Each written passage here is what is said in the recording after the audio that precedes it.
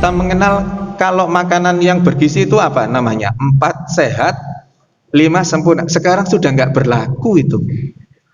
Karena apa? Karena 4 sehat 5 sempurna di sana tidak menyebutkan jumlah dan tidak menyebutkan sesuai dengan kebutuhan masing-masing. Sementara Rasulullah sudah tuntunkan itu semua sesuai proporsinya. Sepertiga makanan, sepertiga cairan, sepertiga udara. Belum lagi satu hal yang sampai saat ini pun saya yang sudah paham dengan kondisi itu masih belum bisa menerapkan secara full adalah Rasulullah itu kalau makan tidak pernah mencampurkan makanan dari laut dan dari darat secara bersamaan.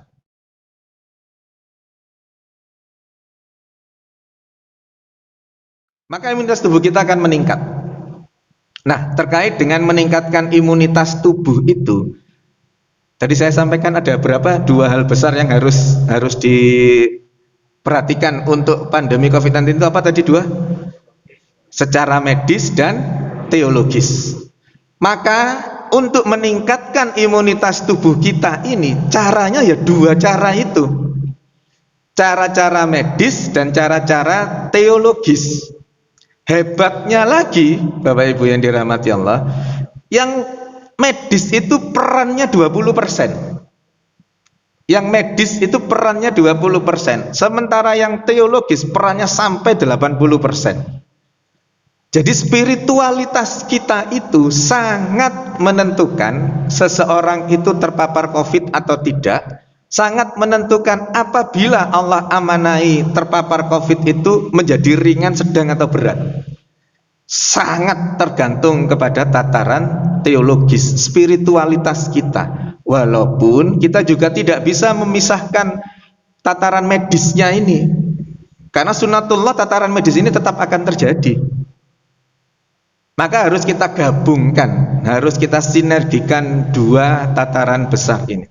Maka untuk meningkatkan imunitas tubuh kita, ya tatarannya ikhtiar medis, ikhtiar teologis. Medisnya 20%, teologisnya 80%. Medisnya apa? Bagaimana cara meningkatkan imunitas secara medis? 1, konsumsi makanan dengan gizi seimbang. Bapak Ibu yang dirahmati Allah, dulu kita mengenal kalau makanan yang bergizi itu apa namanya? 4 sehat, 5 sempurna. Sekarang sudah nggak berlaku itu.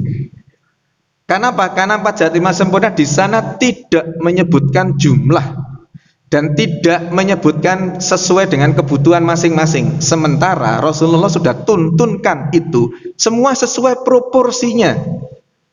Sepertiga makanan, sepertiga cairan, sepertiga udara. Belum lagi satu hal yang sampai saat ini pun saya yang sudah paham dengan kondisi itu masih belum bisa menerapkan secara full adalah Rasulullah itu kalau makan tidak pernah mencampurkan makanan dari laut dan dari darat secara bersamaan. Berat sekali itu kalau mau dijalankan.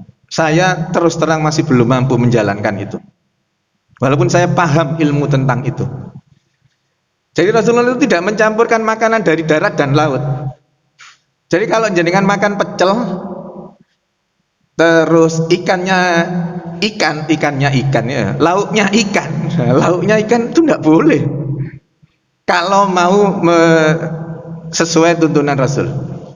Karena itu nanti ada ion negatif positif yang bergabung dan seterusnya ya. Nanti jelaskannya itu 2 SKS itu. Intinya Rasulullah itu tidak mencampur makanan darat dan laut. Itu kan berat buat kita.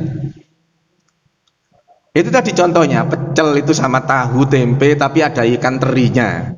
Tahu tempe ada pindangnya. Nah, itu tidak boleh. Prinsipnya seperti itu tadi. Maka gizinya itu seimbang. Gizi seimbang, makanannya nabati, hewani, dan sesuai dengan ketercukupan tubuh kita. Jadi ada seseorang yang makan 1 piring nasi itu masih sedikit, dianggap sedikit. Karena apa? Karena ini belum apa-apa. Wong aktivitasnya memang aktivitas yang hebat, gitu ya. Tapi ada orang yang 1 piring itu sudah terlalu banyak itu. Maka itu tadi tatarannya masing-masing sesuai dengan dirinya masing-masing. Pada saat sudah mulai merasa kenyang, stop. Itu tuntunannya. Tidak peduli jumlahnya berapa. Jadi ada yang cuman baru 10 sendok tapi sudah merasa kenyang, ya sudah, itu tuntunannya Rasul. Stop. Karena sesuai kebutuhanmu ya seperti itu, gitu. Seolah-olah seperti itu.